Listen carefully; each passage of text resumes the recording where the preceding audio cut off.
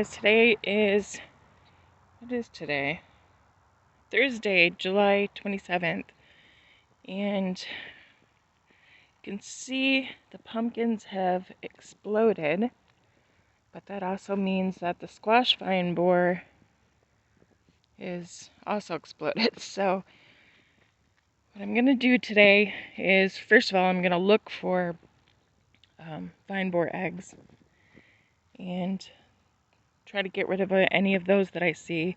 But then I'm also going to inject these plants with BT. You can see we've got other a-hole bugs like this squash bug right here who's laying eggs right now. I don't know if he's also, or she's also the culprit that laid those eggs there. And then there's also eggs, I think, yeah, I interrupted her earlier and she was laying eggs there. But that's fine, she can lay them right there. I'm not as worried about them because as the plants really mature, they do some damage, but they can't really kill the plant unless you had like a really severe infestation. I will be taking care of those eggs and getting rid of them, but they don't worry me.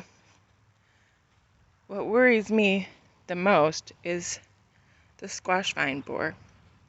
That thing is like nightmare fuel because, as you know, you could have a big, thriving, beautiful plant with lots of pumpkins, little baby pumpkins starting, which we don't have that just yet. We've all had just male flowers.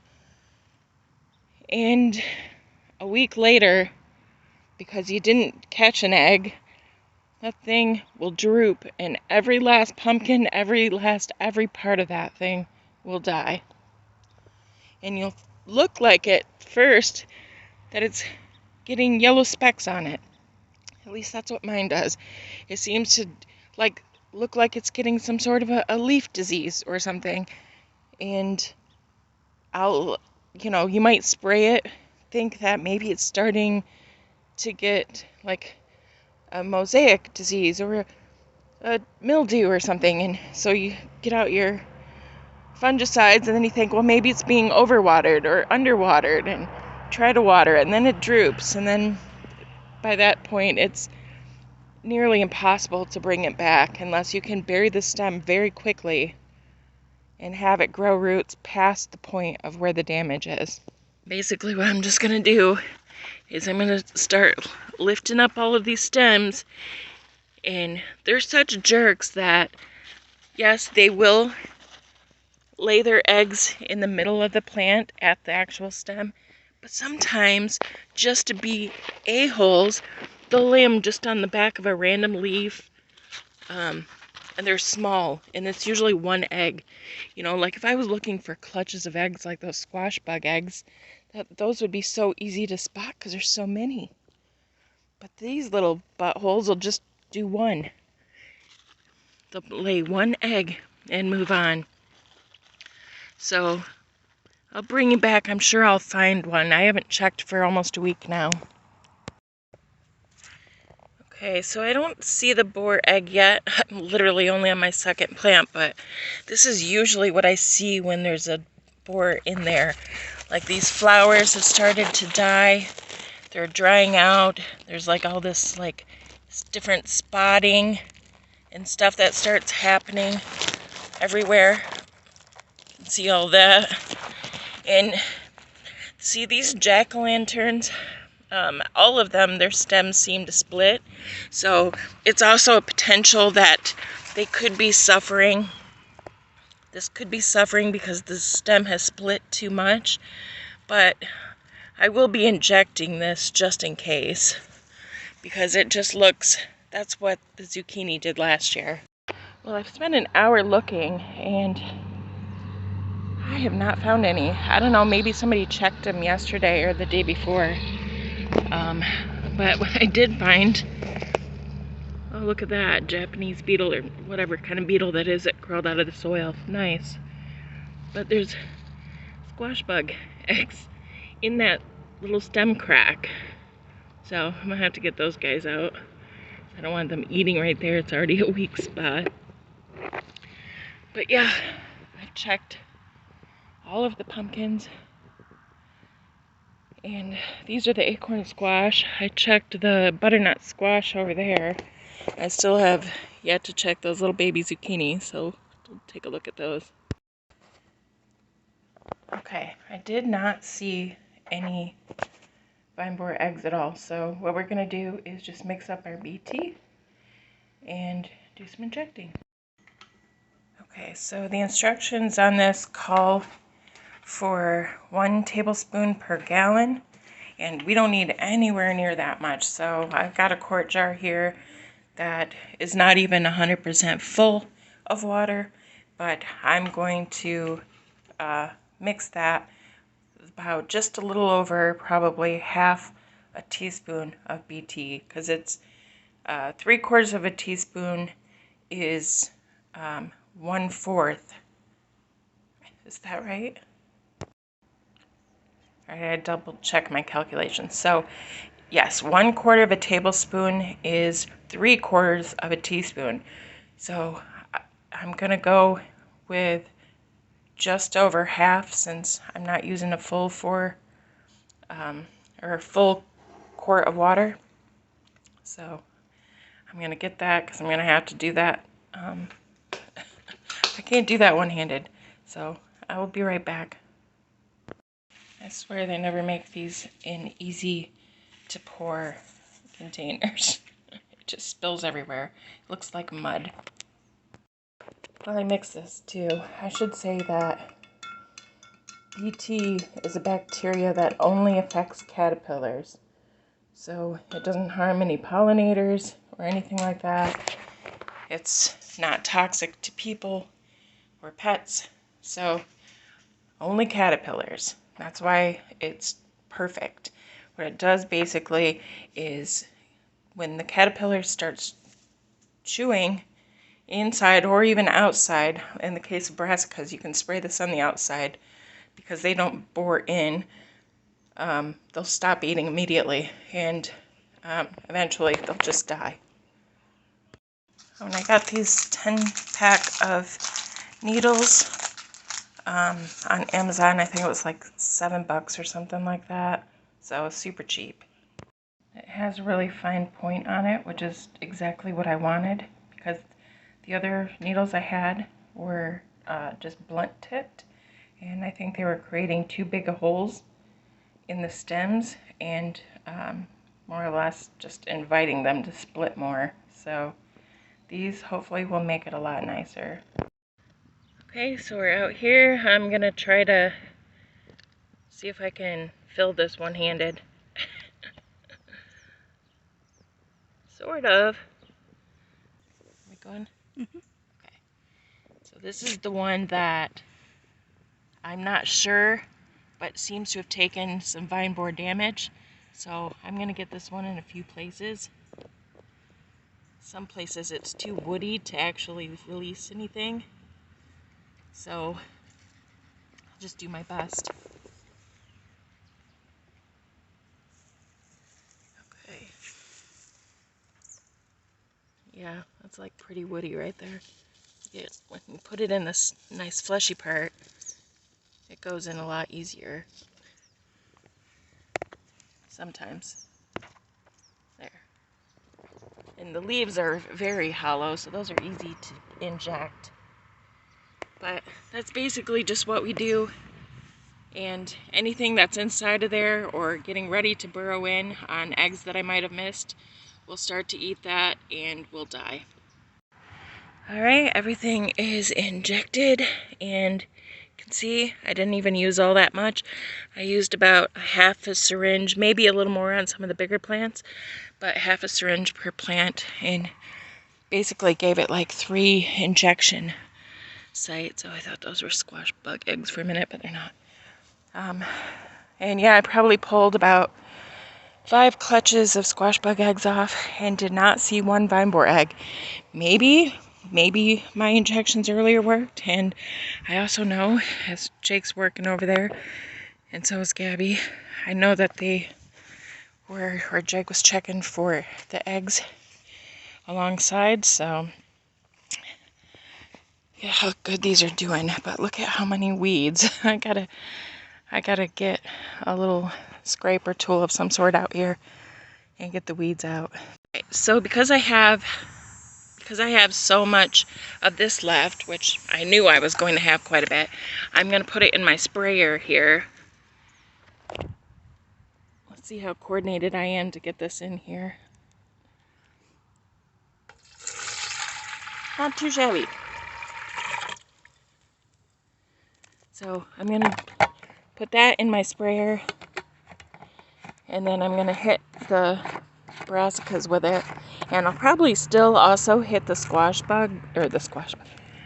I'll hit the brassicas with it, but then I'll probably also still hit the pumpkin and squash plants, because if there's you never know, if there's a little egg hatching right now, it's possible to catch it and stop it before it chews the outside. So, but you can see these guys are being chewed a little bit. These white moths are kind of everywhere. So I hate to kind of spray during the hot part of the day, but it's hard because I also got to wear it. But you can see, I think these are eggs. Looks like, because they lay their eggs most of the times on the back. Let's see, do we even have, I don't know if that's one for sure. That's, oh, there's a new one there, but there's where I've kind of rubbed off eggs. It's kind of created a problem for the poor plant, but you can see that little teeny tiny egg right there. It's one of those stupid worms we're about to be. Yeah, so basically I'd like to eat my kale, and I'd like to eat it worm free. And yeah, you can see there's another egg right there, or if you can see that, they're very small, but they tend to just seem to lay one at a time. And the thing is I couldn't even eat the broccoli. We ate it last year because it was protected for most of the year, but the first year I grew broccoli, I couldn't eat it because I saw how many worms were coming out of it, and it was so gross to me. Like, I just couldn't even do it. So I'm gonna go ahead and spray these guys with this BT. And try to get underneath as best as possible too, because that's generally where the eggs go. So I'm going to do that, and then we're going to do some spraying. Like I said, I'll probably just go around to the squash plants and the pumpkins and stuff, and maybe even like these honeydew and stuff, and just give them a quick spray just for funsies. I guess squash vine borers can, if you don't have squash plants, sometimes they can attack your melons and stuff, and even cucumbers, I heard, but I've never seen it happen here, probably because we have squash. And even the first year when we had cucumbers but no squash, they left the cucumbers alone. I didn't see them at all. So maybe that could be different in your area. Alright, I even sprayed this red cabbage, even though it's not really a good candidate for those white butterflies for the cabbage looper. For some reason, they don't like this coloration, or maybe it's the texture. I'm not really sure. They don't like it as much. They love that kale. That's really probably the biggest thing that I see them land on here. So we finished doing that, and then I'm just getting, when I do the squash plants and the pumpkins, I'm literally just kind of saturating the stem. They don't need their leaves sprayed because that's not where the borers get in anyways. So I'm basically just gonna saturate the stem, and if you can even really see that, but I'm just gonna saturate the stem, and the borers will, if any little babies happen to be out and about right now that I missed previously, we can stop them before they even make their way inside. So, all right. I'll see you in a minute. That's basically it, guys. This bed is going to be covered in netting just in case, because they seem to really love zucchini, and they don't seem to love that butternut squash as much, which I'm wondering if it is because of the woody stems. So that could be part of it. And yeah, I still don't know what's causing the droopiness of these two little ones, that they're not growing. And there's also one in here. This one I kind of know because I just had to kind of rebury it because there's been a ground squirrel digging a hole in place of these, which is kind of the downfall of the system that I'm seeing now, is once they're digging a tunnel, they have nowhere to go to get out. So they have to come up through the plants, unfortunately. And yeah, you can see all the little flowers on these honey rock cantaloupes. I'm really excited to see little personal cantaloupes. But we'll do an official garden tour here soon. But it's basically where we are right now. These guys are Jake's flexing over there, and they're getting the fencing off around the apple trees. Yeah, so they're pulling all of the fencing off from around these little baby trees, which is going to make it so much easier to take care of them. Obviously, mowing and weed whacking around them will be no big deal. And we're about to put fabric and stuff down here. So this just has to be cleaned out, and then we'll put the fabric down. This one looks like it's doing really well. It's got a few spots on it, which are a bit of a concern. But this one has really yellowed, and I don't know why. I don't know what this means. I'm not sure. So I'll have to just keep an eye on it and probably even do some research to find out what's wrong with it, because I don't know. And this poor little baby apple tree, barely, I don't even know if you can see it. You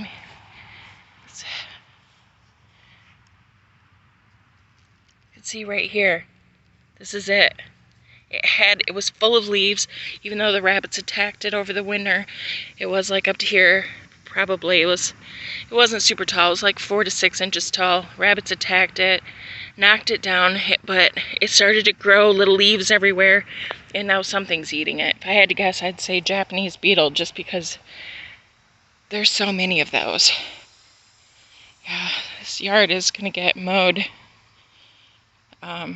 on my next day off, which is actually it's tomorrow. I have to work today, but this is thankfully a short week for me. I mean, it's gonna hurt my paycheck, but it'll be nice to get a break, since we've been doing like double hours because everybody's been on vacation for the last month.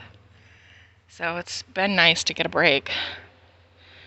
Thanks, Rock.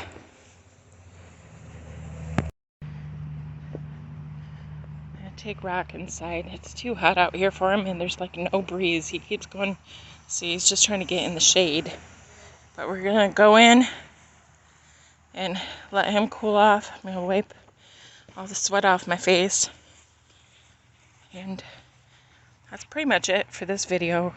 If you made it this far, I super appreciate you, as always. Thanks for watching my really unprofessional videos.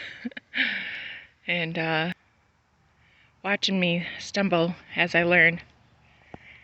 I appreciate it. Thanks, guys. God bless. Take care. Bye.